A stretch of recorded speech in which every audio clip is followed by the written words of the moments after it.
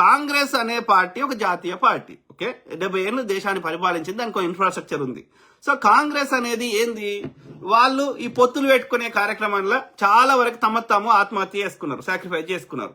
ఎక్కడెక్కడ పొత్తులు పెట్టుకున్నారో అక్కడ కాంగ్రెస్ నాశనమైంది. బీజేపీ ఎందుకు నాశనం కాలేదంటే వాడు ఎప్పుడు పొత్తులు పెట్టుకోలేదు. ఎక్కడైతే ఇక అసలే లేదో అక్కడ అప్పుడు పెట్టుకోవాల్సి వచ్చింది. ఇప్పుడు ఆంధ్రప్రదేశ్ లో బీజేపీ అసలే లేదు కాబట్టి పెట్టుకున్నది. కానీ ఎక్కడైతే బీజేపీ బలంగా ఉన్న దగ్గర బీజేపీ పొత్తులు పెట్టుకోదు కాబట్టి వాడి బలము పెరుగుతుంది. కాంగ్రెస్ ఏంది, అరే మిత్రపక్షమే అని సీట్లన్నీ వానికి మిత్రపక్షానికి ఇచ్చేయడం. గతంలో తృణమూల్ కాంగ్రెస్ కి, ఇప్పుడు డిఎంకేకి, లల్లు ప్రసాద్ కొడుకు తేజ ఆర్జేడీకి, లేకపోతే సమాజ్వాదీ పార్టీకి వీడేమో 10 సీట్లు తీసుకుంటాడు, వాడేమో 90 సీట్లు వానికి ఇస్తాడు. ఈ 10 సీట్లలో వీడు గెలవాలంటే ఒకటో రెండో గెలుస్తాడు. ఈ 2 గెలిస్తే కాంగ్రెస్ పార్టీ లేదనే ప్రచారమే. కాంగ్రెస్ పార్టీ ఒక జాతీయ పార్టీగా ఉండాలి, దేశాన్ని 70 ఏళ్ళు పరిపాలిస్తే. ఓకే, పోస్ట్ ఎలక్షన్స్ ఆ సిచ్యువేషన్ గణాంకాలను బట్టి నువ్వు ఏమంటారు పొత్తులు పెట్టుకునే అవసరం ఉంటే గఠబంధన్గా పెట్టుకోవాలి. కానీ ప్రీ ఎలక్షన్స్ పొత్తులు పెట్టుకోవడం వల్ల నష్టమే కాంగ్రెస్ పార్టీకి. ఎందుకంటే కాంగ్రెస్ పార్టీకి ప్రతి రాష్ట్రంలో ఇంచుమించు తక్కువలో 20-30 సీట్లు మినిమం రావాలి. 100లో 20 అంటే అట్లీస్ట్ 20-30% సీట్లు రావాలి, గెలవాలి ప్రతి రాష్ట్రంలో. అప్పుడే జాతీయ పార్టీ అవుతుంది. అప్పుడే అవన్నీ యాడ్ చేస్తే 100నో 200లో అవుతాయి. అప్పుడు బీజేపీకి కాంపిటీషన్ ఉంటుంది. బీజేపీ అట్లా చేస్తుంది. బీజేపీ ఇక అసలే లేని దగ్గర పొత్తు పెట్టుకునే అవసరం గత్యంతరం ఉంటే తప్ప ఆ పొత్తు పెట్టుకోదు అది బీజేపీ. దానివల్ల బీజేపీకి ఆ సీట్లు ఓట్లు లార్జెస్ట్ పార్టీగా కనబడుతుంది. కాంగ్రెస్ పార్టీ అవలనాకుడికి ఏం చేస్తుందంటే ఆ మిత్రపక్షాల కోసం తను ఆత్మహత్య చేసుకుంటున్నాడు. దానివల్ల కాంగ్రెస్ పార్టీ చిన్నగా కనిపిస్తున్నది. ఎట్లన్నా చేసి మనం గఠబంధన్ ఏర్పడి గెలవాలన్న ఆశనే తప్ప ఓట్లు చీలుతాయి ఇది అని. కానీ తప్పదు, నీవు బలంగా లేకపోతే నీతో కూడా పొత్తు పెట్టుకోడు. నువ్వు బిగ్గెస్ట్ లార్జెస్ట్ పార్టీ కావు. అప్పుడు అన్ని కాంగ్రెస్ పార్టీ కూడా ప్రాంతీయ పార్టీ అయిపోతుంది నువ్వు ఎనఫ్ సీట్లు రాకపోతే. కాబట్టి కాంగ్రెస్ పార్టీ ఒక జాతీయ పార్టీ, దేశాన్ని 70 ఏళ్ళు పరిపాలించింది. నీకు ప్రతి రాష్ట్రంలో నీకు కాంగ్రెస్ కి అభిమానులు ఉన్నారు, సానుభూతి పరులు ఉన్నారు, ఇన్ఫ్రాస్ట్రక్చర్ ఉంది, కార్యకర్తలు ఉన్నప్పుడు ప్రతి రాష్ట్రంలో నువ్వు పోటీ చేయాలి. ఎన్నికలు అయిపోయినాక నువ్వు గెలిచి నీ సీట్లను బట్టి నువ్వు పొత్తు పెట్టుకో అవసరం అయితే, నీ సిమిలర్ ఐడియాలజీ ఉన్న దాంతో. కానీ కాంగ్రెస్ అట్లా చేస్తలేదు. గతంలో ఎట్లా లేకుండే, ఇందిరాగాంధీ ఉన్నప్పుడు, నెహ్రూ గారు ఉన్నప్పుడు వాళ్ళు పాలిటిక్స్ చేసిర్రు. ఈ సోనియా గాంధీ ఎప్పుడైతే కాంగ్రెస్ పార్టీకి పగ్గాలు తీసుకున్నదో అప్పటి నుంచి కాంగ్రెస్ పార్టీ సాఫ్ట్ అయిపోయింది. అతి మంచితనం ఎక్కువైంది. అతి మంచితనం వల్ల పరిపాలన మంచిగా జరుగుతుంది, ప్రజలకు మంచి జరిగింది కాంగ్రెస్ పార్టీ ఉన్నప్పుడు. కానీ ఎన్నికల్లో గెలవడంలో బలహీనమవుతున్నావు. ఎందుకంటే ఎదుటి కుట్రలు చేస్తున్నాడు. ఆ కుట్రలను తిప్పికొట్టే శక్తి నువ్వు చేస్తలేవు. ఇలా వెస్ట్ బెంగాల్లో కాంగ్రెస్ సిపిఐ ఉన్నది, సిపిఐ వీకింది, కాంగ్రెస్ వీకింది. ఇలా ఏమొచ్చినాయి, టీఎంసీ బీజేపీ అయినాయి. అలా కాంగ్రెస్ తప్పు అంటే కొట్లాడతలేవు. నువ్వు రణరంగంలో ఎదుటోడు అన్ని అస్త్రశస్త్రాలు వాడుతుంటే దాన్ని తిప్పికొట్టడంలో ఫెయిల్ అవుతున్నావు. నేను మంచి బాయ్, గుడ్ బాయ్ అంటే ఓట్లు ఎత్తారా? ఐఎమ్ ద ఆల్టర్నేటివ్ అని ప్రూవ్ చేసుకోవాలి కదా. ఎప్పుడు మాట్లాడతాడు రాహుల్ గాంధీ? ఎంతమందిని కన్విన్స్ చేసేది ఎప్పుడు మాట్లాడుతున్నాడు? నీకు చేత కాకపోతే పక్కకు దిగిపోవా. నీ చెల్లె నీకంటే మంచిగా అట్రాక్టివ్ ఉన్నది, జనాలకి కన్విన్సింగ్ ఉన్నది, ఆమెకు నాగ్గా మాట్లాడే శక్తి ఉన్నది, ఎదుటిని కన్విన్స్ చేసే శక్తి ఉన్నది, ప్రజల్ని కన్విన్స్ చేయగలుగుతుంది. 10 ఏళ్ల నుంచి నువ్వు అప్పుడు యూపీఏలు ఉన్నప్పుడు మంత్రి తీసుకోలే, ప్రధానమంత్రి కాలేదు, అప్పుడు ఖరాబ్ చేసుకున్నావు. తర్వాత ఇప్పుడు ఈ 11 ఏళ్ల నుంచి నువ్వు వీక్తుంది. వాడు అంతా నీ మీద దుష్ప్రచారం చేసినా నువ్వు వీకింది ఏం లేదు. సరే సాఫ్ట్ గా ఉండడం అట్లా వర్కౌట్ కాదు. ఒక ఇందిరాగాంధీ చూడండి, అట్లా ఉన్నది ఆమె. వాడు బాపనోడు తీర్పిచ్చి ఆమెను ఎన్నికల్లో చెల్లకూడదని చెప్పితే అయినా ఊరుకున్నదా? ఎట్లా కొట్లాడింది ఆమె? మరి పోటీ చేసేదంటే కొట్లాడిందంటే గట్టి కొట్లాడు, లేకపోతే అస్త్ర సన్యాసం ఇచ్చేసి నీ చెల్లెకి అప్పచెప్పి పక్కకు పో. రాముడు మంచి బాలుడు అంటే మాకు నష్టం జరుగుతుంది బీజేపీ వల్ల. నువ్వు గట్టి కొట్లాడవు, ఒక స్ట్రాటజీ లేదు, మను లేదు, మశానం లేదు. ప్రాంతీయ పార్టీలు వాళ్ళ రాష్ట్రంలో కొట్లాడుతాయి. ఆ కొట్లాడింది వాళ్ళు సరిపోతలేదు. ఒక కేంద్ర ప్రభుత్వం బలగాల ముందు సరిపోతలేదు. తృణమూల్ కాంగ్రెస్ ఎంత కొట్లాడినా, డిఎంకే ఎంత కొట్లాడినా. కాబట్టి ఒక జాతీయ స్థాయిలో కొట్లాడాలంటే బిగ్గెస్ట్ ఆల్టర్నేటివ్ గా కాంగ్రెస్ పార్టీ ఉంది. కాబట్టి దాన్ని బలహీనం ఎందుకు చేస్తున్నారు రాహుల్ గాంధీ? ఆలోచించండి మిత్రులారా. సో ఆ క్రమంలో టీఎంసీ ఏం తప్పు చేసిందిరా అయ్యా? టీఎంసీ ఏ పార్టీ అయినా తను అధికారం రావాలని, తన మనుగడ సాధించాలని కోరుకుంటది. అది కాంగ్రెస్ పార్టీ కోసం వాళ్ళు ఎందుకు త్యాగం చేస్తారు? కాంగ్రెస్ పార్టీ నా కొడుకు వేరే వాళ్ళ గురించి త్యాగం చేసిండు, కానీ నువ్వు త్యాగం చేసిన వాడు వాళ్ళని చేయమంటే ఎందుకు చేస్తారు? వాళ్ళు ఒక గత్యంతరం లేని పరిస్థితి క్రియేట్ అయితే అప్పుడు వద్దన్నా వాళ్ళు పొత్తు పెట్టుకోవాల్సి వస్తుంది, సిమిలర్ ఐడియాలజీ ఉన్న వాళ్ళు. ఇప్పుడు ఆంధ్రప్రదేశ్లో యొక్క బీజేపీ యొక్క టీడీపీ అట్లనే జనసేన వాళ్ళు ఇష్టంతో కలిసిర్రా? గత్యంతరం లేని పరిస్థితి. ఆ జగన్ ఎట్లయినా ఓడగొట్టాలి, నేను అధికారంలో ఉండాలని పొత్తు పెట్టుకున్నారు. రేపు ఏ కారణం చేత అయినా వేరే సిచ్యువేషన్ క్రియేట్ అయితే ఫస్ట్ వాళ్ళే విడిపోతారు. ఇదే చంద్రబాబు నాయుడు తిట్టలే మోడీని, భార్యనే చూసుకోవాలని దేశాన్ని చూస్తాడు అనలే. ఇదే పవన్ కళ్యాణ్ తిట్టలే టీడీపీని. సో కాబట్టి సిచ్యువేషన్ తగ్గట్టుగా పార్టీలు ప్రవర్తిస్తాయి తన మనుగడ కోసం, తన అధికారం కోసం. కాబట్టి టీఎంసీ తప్పేం చేయలేదు. ఎందుకంటే కాంగ్రెస్ పార్టీ తోటి ఏదైనా పొత్తు పెట్టుకుంటే ప్రీ ఎలక్షన్స్ మళ్ళీ తలకాయ నొప్పి ఎందుకు, సీట్లు త్యాగం చేయాల్సి వస్తుంది, ప్లస్ కాంగ్రెస్ మీద నెగిటివ్ ఉంటే అది నాకు వస్తుంది, ఆ ఇంప్రెషన్ నాకెందుకని వాళ్ళు తీసుకోలేదు. పోస్ట్ ఎలక్షన్స్ ఆలోచించేవాళ్ళు. కాబట్టి టీఎంసీని తప్పు పట్టాల్సిన అవసరమే లేదు. అర్థమైందా? కాంగ్రెస్ పార్టీ ఫుల్ ఫ్లెడ్జ్ గా పోటీ చేయనుండే, ఒక 10 సీట్లన్నా గెలవనుండే, లేకపోతే ఐఎమ్ ద ఆల్టర్నేటివ్ అని చూపెట్టుకుని ఉండే. ఏడుంటాడు రాహుల్ గాంధీ? అంటే కేరళకు పోతాడు. ఇక ఆయన పోయింది కాకుండా చెల్లెని తీసుకుని పోతాడు. అంటే అర్థమైంది, నువ్వు కేరళ తప్ప వేరే దగ్గర గెలవవా? నాకు అర్థం కాదు. రాహుల్ గాంధీ ఒక జాతీయ పార్టీకి అధ్యక్షుడు ఉన్నప్పుడు కేరళలో నువ్వు ఎట్లయినా గెలుస్తావు. కేరళకి ఎందుకు రాయ్యా? నీకు ఎక్కడైతే ఛాలెంజింగ్ ఉందో, ఎక్కడైతే నీ పట్టు కోల్పోతున్నావో అక్కడ కదా నువ్వు ఎక్కువ గట్టిగా కొట్లాడాల్సింది. ఎక్కువ సీట్లు ఏడున్నాయి?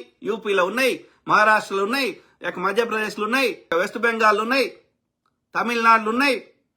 ఎక్కడ ఎక్కువ సీట్లు ఉన్నాయి ఆడపోవాలి కదా నువ్వు. ఎక్కువ ఆడ కదా కాంగ్రెస్ పార్టీని బలోపేతం చేయాలి. అక్కడ ప్రాంతీయ పార్టీ నుంచి ఒక జాతీయ పార్టీకి చేయాలి కదా. బీజేపీ ఎక్కడ బలంగా ఉందో అక్కడ కాంగ్రెస్ బలంగా చేయాలి కదా, వారికి గట్టి పోటీ ఇవ్వాలి కదా. నువ్వేడికి పోతావు? కేరళకు పోతావు. కేరళలో మొత్తం సీట్లు కాంగ్రెస్కి వచ్చినా నువ్వు చేసేది ఏం లేదు దేశంలో. అంటే ఏంది, నువ్వు అస్త్ర సన్యాసం ఇచ్చేసినావు. ఇక నేను కేరళలో తప్ప వేరే దగ్గర గెలవలేనని చెప్పుకుంటున్నావా? మధ్యప్రదేశ్లో కాంగ్రెస్ బలంగా ఉండే ఒకప్పుడు, గుజరాత్లో బలంగా ఉండే, ఇప్పటికీ ఇన్ఫ్రాస్ట్రక్చర్ ఉంది, ఇప్పటికీ కాంగ్రెస్ అభిమానించే వాళ్ళు ఉన్నారు. యూపీలో బలంగా ఉండే, ఇలా యూపీలో సమాజ్వాదీ పార్టీ కోసం నిన్ను త్యాగం చేసుకుంటున్నావు. అట్లా వర్కౌట్ కాదు అయ్యా. ప్రాంతీయ పార్టీలు అట్లా వాళ్ళ మనుగడ కోసం కాంగ్రెస్ పార్టీని బంగాళాఖాతంలో వారేయడానికి 2 నిమిషాలు ఆలోచించరు వాళ్ళు. కాబట్టి నువ్వు బలంగా ఉంటేనే వాళ్ళు నీతో పొత్తు పెట్టుకుంటారు, నువ్వు బలహీనంగా ఉంటే పెట్టుకోరు. కాబట్టి కాంగ్రెస్ సిగ్గుశరం ఉంటే అన్ని రాష్ట్రాల్లో ఇండిపెండెంట్ గా పోటీ, ఇప్పుడు తెలంగాణ ఎట్లా పోటీ చేస్తారో అట్లా పోటీ చేయాలి ప్రతి రాష్ట్రంలో. అది ఆంధ్రప్రదేశ్ అయినా ఏడ తిరుగుతాడు రాహుల్ గాంధీ. అయితే వేరే దేశాలకు పోతాడు, కేరళకు పోతాడు. మధ్యప్రదేశ్కి ఎన్నిసార్లు పోయిండు, ఆంధ్రప్రదేశ్కి ఎన్నిసార్లు పోయిండు, తమిళనాడుకి ఎన్నిసార్లు పోయిండు, గుజరాత్కి ఎన్నిసార్లు పోయిండు, యూపీకి ఎన్నిసార్లు పోయిండు. యూపీ పక్కే ఉంటది కదా, ఢిల్లీలోనే ఉంటావు కదా. అంటే బేసికల్ అంటే నువ్వు పాలిటిక్స్ పనికిరావు, నీకు రణరంగం తెలియనప్పుడు నువ్వు పక్కకు పోయి నీ చెల్లెకి పగ్గాలు. అవునా కదా మిత్రులారా? సో ఆ క్రమంలో టీఎంసీ ఎలాంటి తప్పు చేయలేదు. వాళ్ళ శక్తికి మించి ఒక ప్రాంతీయ పార్టీ అంతకంటే ఎక్కువ కొట్లాడలేదు. అయినా కానీ వారి శక్తికి మించి కొట్లాడిర్రు. ఇది ఆమె నేను అప్రిషియేట్ చేస్తున్నా. ఆమె మంచిగా చేసిందా చెడ్డగా చేసిందా అనేది తర్వాత ముచ్చట. ఎవరు నీతి మంత్రులు లేరు. వాళ్ళకున్న రిసోర్సెస్ బట్టి, వాళ్ళకున్న ఆర్థిక స్థితిగతులు బట్టి వాళ్ళు చేసే ప్రయత్నం చేస్తారు. లేకపోతే అక్కడ కల్చరే అట్లుంటే మనం ఏం చేయలేం. కానీ మెల్లమెల్ల చదువుకున్న వాళ్ళు వచ్చి మెల్లమెల్లగా మారుతుంది. కానీ బట్ ఆమె పర్ఫెక్ట్ అంటే కాకపోవచ్చు. కానీ బీజేపీ కంటే 1000 రెట్లు నయం. అర్థమైందా? బీజేపీ పాలిత రాష్ట్రాలు జంగల్ రాజ్యాలు ఉన్నాయి, అంతకంటే బెటర్. బీహార్ గతంలో మంచిగుందా, ఇవాళ మంచిగుందా? యూపీ గతంలో మంచిగుందా, ఇవాళ మంచిగుందా? బీజేపీ జంగల్ రాజ్, జంబికాతులు పట్టుకొని తిరుగుతుంటారు, అంతకంటే బెటర్ దీదీ చేసింది. సో కాబట్టి చదువుకోనప్పుడు అందులో మార్పు తేవడం జర మెల్లగా అవుతుంది, ఆ కల్చర్ మార్చడం. బట్ స్టిల్ ఆమె తన శక్తికి మించి పోరాడింది. కాంగ్రెస్ శాతగాక గట్టి కొట్లాడక పక్వన మీద అంటే కరెక్ట్ కాదు అది. ఎస్పీ తోటి ఏం పనిరా నీకు? వాడు పోటీ చేస్తే నువ్వు పోటీ చేయి.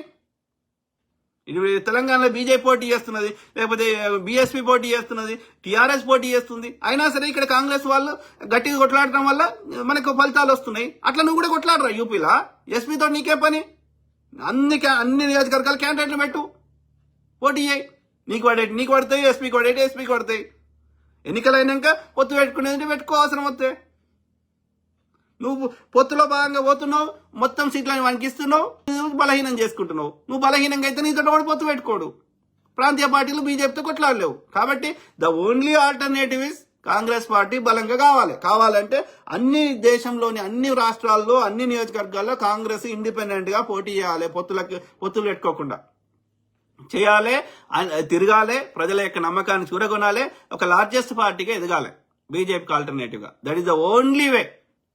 ఇక నీ సొంతం గెలిచినాక నీ సొంతంగా గవర్నమెంట్ ఫామ్ చేసే శక్తి లేనప్పుడు సిమిలర్ ఐడియాలజీ ఉన్న ప్రాంతీయ పార్టీలని, నీ తోక పార్టీలని బీజేపీ ఎట్లయితే టీడీపీనో ఇంకో దాన్ని జాయిన్ చేసుకున్నట్టు చేసుకోవాల్సి వస్తుంది. నీకు రాజకీయం లేదు, మను లేదు, మశానం లేదు. ఐఎమ్ ఏ గుడ్ బాయ్, నేను ఒక మంచి బాలుండి నాకు ఓటేయమంటే తంతర్ పట్టుకొని అంటే నువ్వు ఎవరితోటి పోల్చుకుంటున్నావు? ఒక సమాజ్వాదీ పార్టీ తోటి, ఒక టీఎంసీ తోటి, ఒక ఆప్ తోటి నువ్వు పోల్చుకుంటున్నావు కాంగ్రెస్ అంటే. నువ్వే ఒప్పుకుంటున్నట్టు. నేను ప్రాంతీయ పార్టీని, నేను జాతీయ పార్టీని కాదు, I'm not the alternative for BJP అని ఒప్పుకుంటున్నట్టు లెక్క. నువ్వు ఇవన్నిటితో పోలుస్తున్నావు అంటే సిగ్గుచరం ఉండాలి. ఓకే, ఒక నెహ్రూ గారు, ఈ యొక్క గాంధీ గారు ఒక మేధావులకి పరిమితమైన కాంగ్రెస్ పార్టీని ఒక 70 ఏళ్లు పరిపాలించే స్థాయికి కాంగ్రెస్ పార్టీని తీసుకొని వస్తే, ఈ రాహుల్ గాంధీ అనేట ఆయన ఒక ప్రాంతీయ పార్టీగా చేస్తున్నాడు, ఒక రాజకీయాల మీద అవగాహన లేకుండా. సిగ్గుచరం ఉండాలి. మీ శిలక అప్పయ్యపో, నీతో కాదు పాలిటిక్స్. నువ్వు జాతీయ పార్టీకి ఎదగాలి కదా అయ్యా, నువ్వు ఒక 200 సీట్లు సంపాదించుకోవాలి కదా నీ సొంతంగా. సో మేమే ప్రత్యయం అనుకుంది, కానీ నిలబెట్టుకోలేకపోయింది. బీజేపీ సీరియస్ గా ఎంటర్ అయ్యేసరికి గాలి తగ్గింది, ఏం తగ్గలే. కాంగ్రెస్ పార్టీ గట్టి కొట్లాడితే బీజేపీ ఆడ గవర్నమెంటే ఫామ్ చేయకపోతుండే. కాంగ్రెస్ ఆమ్ ఆద్మీ పార్టీ కలిసి గవర్నమెంట్ ఫామ్ చేసేది, కాంగ్రెస్ టీఎంసీ కలిసి గవర్నమెంట్ ఫామ్ చేసేది, కాంగ్రెస్ ఇంకోటి కలిసి ఆడ గవర్నమెంట్ ఫామ్ చేసేది. ఏది నువ్వు గట్టి కొట్లాడి ఉంటే, నీకు ఎనఫ్ సీట్లు వచ్చుంటే. నువ్వు అస్త్ర సన్యాసం చేయడం వల్ల ఆ ప్రాంతీయ పార్టీకి అంత బీజేపీ యొక్క శక్తియుక్తుల ముందు కొట్లాడే శక్తి లేకపోవడం వల్ల బీజేపీ గెలిచింది. నువ్వు గట్టి కొట్లాడి ఉంటే డెఫినెట్లీ కాంగ్రెస్ అండ్ ఆ లోకల్ పార్టీలు కలిసి గవర్నమెంట్ ఫామ్ చేసేది, బీజేపీ రాకపోతుండే అక్కడ. అంటే నువ్వేమంటావు? అక్కడ నువ్వు గట్టిగా పోటీ చేయవు, వాని చేయొద్దు అంటావు. ఇంకా బీజేపీ ఈజీ అవుతుంది. నిన్ను పోటీ చేయంగా వాడు ప్రాంతీయ పార్టీ ఆపుతలేడు కదా. కేజ్రీవాల్ ఆమ్ ఆద్మీ పార్టీ నేను ఆపలేదు కదా ఢిల్లీలో పోటీ చేస్తుంటే. మరి అట్లీస్ట్ కొన్ని నియోజకవర్గాలు గెలవాలి కదా. ఒకవేళ నీ మీద నీకు సానుభూతి ఉంది అనుకుంది ఆమ్ ఆద్మీ పార్టీ, ఇద్దరం కలిసి పోటీ చేద్దామా, లేకపోతే ఆమ్ ఆద్మీ పార్టీ పోటీ చేయాలనుకో. అట్లీస్ట్ నువ్వైతే కొన్ని నియోజకవర్గాల్లో బలహీన అభ్యర్థులు పెట్టి, కొన్ని నియోజకవర్గాలు గట్టి అభ్యర్థులు పెట్టనుంటివి. నీ సొంతంగా నీ బలాన్ని తగ్గించుకొని నువ్వు గట్టి పోటీ చేయకుండా వాణి తిట్టుడేంది లోకల్ పార్టీని? కరెక్ట్ కాదు అది. మరి బీహార్లో లాలూ ప్రసాద్ యాదవ్ నీతో పొత్తు పెట్టుకున్నాడు కదా, మరి ఎందుకు గవర్నమెంట్ ఫామ్ చేయలే? ఆ స్ట్రాటజీ వర్క్ కాదు అట్లా. ఇన్ని రోజులు చూసినావు కదా, నువ్వు ఏ పొత్తు పెట్టుకున్నా అది వర్కౌట్ అయితే లేదు. కారణం ఆ ప్రాంతీయ పార్టీ బీజేపీతో కొట్లాడే శక్తి లేదు. కాబట్టి the only alternative is Congress బలమైన శక్తికి ఎదగాలంటే వాళ్ళు స్వతంత్రంగా ఇండిపెండెంట్ పోటీ చేయాలి, గట్టి క్యాండిడేట్ పెట్టాలి. ఓకే, ప్రాంతీయ పార్టీలు సచ్చినా సరే మాకు సంబంధం లేదు అని నువ్వు పోటీ చేసినప్పుడే బీజేపీ ఏడ బలంగా ఉందో ఆడ కాంగ్రెస్ బలంగా ఉండాలి. అప్పుడే ఈ దేశ రాజకీయాలు మారుతాయి. ఓకే, వాడు మోసం చేస్తున్నాడు కరెక్టే, వాడిని తందాం పట్టుకొని బీజేపీని తన్నాలన్నా నువ్వు బలంగా ఉండాలి కదా. సో కాబట్టి రాహుల్ గాంధీ అప్పుడెప్పుడో యాత్ర చేసినావు, మళ్ళీ ఏం పుట్టింది? చెయ్యి. ఆడ ఏం చేస్తావు? ఢిల్లీలో కూర్చుండి ప్రతి నెల ఒక రాష్ట్రం తిరుగు, అక్కడ లీడర్లు ఎవరున్నారో చూడు, గట్టోళ్ళని చూసి వాళ్ళకి టికెట్లు వాని పక్క పార్టీలను తీసుకురా, బీజేపీలో తీసుకురా, వాడిని ముఖ్యమంత్రి చేస్తా అని చెప్పు. ఏడ చేస్తున్నావు రా అయ్యా? నువ్వు ఏడ చేస్తున్నావు పాలిటిక్స్? బంక ఏం చేస్తలేవు. ఎన్నికల ముందు వాడవడం వెళ్తే పోతున్నావు, గెస్టులు లెక్క స్పీచ్ ఇస్తున్నావు. బీజేపీ అట్లా చేస్తుండా? ఏ పార్టీలు ఉన్నా సరే వాడిని ఏమన్నా చేసైనా నీ వాని పార్టీలో జాయిన్ చేసుకుంటుండా లేదా? అని సిబిఐ అంటుండు, ఈడీ అంటుండు, వాడి పార్టీలను జీలుస్తున్నాడు, ఎన్నికలను మోసం చేస్తున్నాడు, ఎన్నికల కమిషన్ వాడు ఏమన్నా చేస్తున్నాడు. నీ స్ట్రాటజీ ఏముంది? నేను మంచి బాలుని నాకు ఒకటే అంటున్నావు. ఎత్తడు అట్లా సాధ్యం? అది లోపలికి వెళ్ళి రావాలి, రక్తంలోకి వెళ్ళి రావాలి. నీకు అది లేదు. మీ అమ్మ ఇక్కడ బ్యాక్గ్రౌండ్ కాదు కాబట్టి, అక్కడ వేరే దేశాలు ఇన్ని డర్టీ పాలిటిక్స్ ఉన్నాయి కాబట్టి, సో నీకు మీ అమ్మ లక్షణాలు వచ్చినాయి, మంచితనమే నడుస్తుందని. కానీ మీ చెల్లెకు ఆ నాయనమ్మ లక్షణాలు వచ్చినాయి, ఆమె పాలిటిక్స్ బాగా ఇది ఉంది కాబట్టి మీ చెల్లెకి అప్పచెప్పి నీవు ఏదైనా వేరే పని చేసుకోపో. కానీ కేరళలో పరిస్థితి మారి కాంగ్రెస్ ఏడన్నా ఆ మాత్రం గెలిచింది, అది కేరళనో తెలంగాణలో అంటే అది కాంగ్రెస్ గొప్పతనం కాదు, కేవలం అక్కడున్న ప్రజలు. ఓకే, ఇక్కడ తెలంగాణలో కానీ ఈ లెఫ్ట్ ఐడియాలజీ ఉన్న ప్రజలు ఈ యొక్క బీజేపీ వస్తే ఇంకా సంకనాకిపోతామని చెప్పి మాలాంటి వాళ్ళు అందరం కొట్లాడి నెత్తినోరు కొట్టుకొని, అరే నువ్వు అస్త్రసన్యాసం ఇచ్చినా సరే గాడిది కొడక అని చెప్పి నీకు మేము తెచ్చిపెట్టుకున్నాం వాని బీజేపీని నచ్చక. అలా కాంగ్రెస్ కష్టపడింది ఏం లేదు, పీకింది ఏం లేదు. రేవంత్ రెడ్డి లాంటి ఆయన నేనే తెచ్చినా అని చెప్పుకుంటాడు. ఆయన తెచ్చేది ఉంటే టీడీపీ చచ్చిపోతుండేనా రేవంత్ రెడ్డి తెలియదు, ఉత్తమ్ రెడ్డి తెలియదు, ఆడ కాంగ్రెస్ లో ఉన్న అక్కడ కేరళ కాంగ్రెస్ వాళ్ళు తెలియదు. కేవలం ప్రజలు బీజేపీ అంటే అసహించుకొని, బీజేపీ అంటే ఇంకా నాశనం అయిపోతామని లేకపోతే ఆ కేసీఆర్ ఉన్నప్పుడు బీజేపీ సంకనాకిండు, వాడు దోసుకున్నాడని ఓన్లీ ఆల్టర్నేటివ్ ఇక కాంగ్రెస్ అని ప్రజలు ఇష్టంతో వాని బాధ బీజేపీ మీద కోపంతో తెచ్చుకున్నది తప్ప కాంగ్రెస్ వాడు కష్టపడ్డది ఏమీ లేదు. కేరళ లేదు, తెలంగాణ లేదు, ఏం లేదు. అర్థమైందా? బీజేపీని అసహించుకొని ప్రజలు తెచ్చుకున్నదే. అంటే ప్రజలు వాళ్ళంతా వాళ్ళు కష్టపడి తెచ్చుకోవాల్సిందే కానీ నువ్వు కష్టపడి అది బీజేపీకి ధీటుగా పాలిటిక్స్ చేసి ప్రచారం చేసి ప్రజల యొక్క అభిమానాన్ని చూరగొని వాడి యొక్క దుర్మార్గాల్ని వాడి యొక్క మోసాన్ని అరికట్టి నేను కష్టపడతా అనేది అయితే లేదు. కారణం నీకు పాలిటిక్స్ తెలియదు. ఆ కాంగ్రెస్ అధ్యక్షుడు ఆయన ముసలాయన అయిపోయాడు. ఇంకా ముసలాళ్ళు ఎందుకు ఇస్తారా? ముసలాళ్ళకి పొద్దుగాలు ఎత్తే వాళ్ళ ఆరోగ్యాన్ని కాపాడుకోవడానికి వాళ్ళకి టైం బిక్తుంది. వాళ్ళకి ఎంత అనుభవం ఉన్నా కానీ వాళ్ళకి ముక్కు నొచ్చే కాలు నొచ్చే హాస్పిటల్లో ఉండే లేకపోతే ఇంకో గోళీలు వేసుకోనే వాడికి 10 మంది అసిస్టెంట్లా వాడికి ఇవన్నీ ఆలోచించే టైం ఎక్కడిది? అంత ముసలాళ్ళకి అంత అగ్రెసివ్గా కొట్లాడాలనే పోరాట పట్టిన ఎందుకు ఉంటుంది? ముసలి ఎందుకు పెడతావు? వాళ్ళ వయసులో ఉన్నప్పుడు వాళ్ళు చేసి ఉంటారేమో, వాళ్ళు పోరాట యోధులే కావచ్చు. కానీ ముసలి అయిపోయారు కదా వాళ్ళు, వాళ్ళ ప్రయారిటీస్ మారిపోతాయి ఒక ఏజ్ తర్వాత. వాళ్ళకి ఆరోగ్యం కాపాడుకోవడమే ఇంపార్టెంట్ అవుతుంది.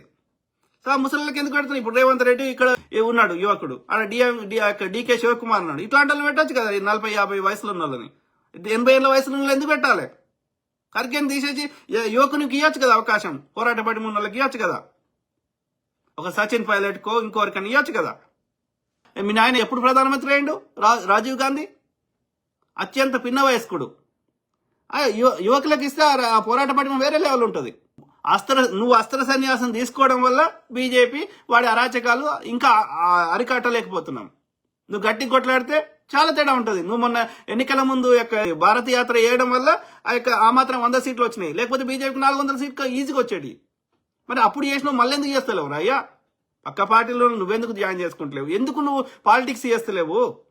సో డిఎంకే కుటుంబ పాలనతో యువ ఓటును దూరం చేసుకుంది. కొత్త పార్టీ టీవీకే ఆ స్పేస్ తీసుకున్నదా? లేకపోతే ఆ త్రిషా పోయి అమిత్ షాని కలిసినాక ఏమన్నా జరిగిందా?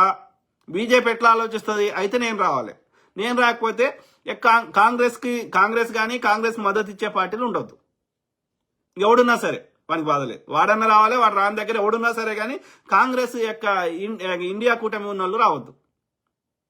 అక్కడ మహారాష్ట్రలో ఆయన ఉద్ధవ్ ఠాక్రే ఎంత గట్టిగా ఇది ఉండే, దెబ్బకి ఆయన తీసేసి వాడిని పెట్టిండు. ఈ యొక్క 2 పార్టీలను చీల్చి అట్లా పెట్టిండు. ఎవడు?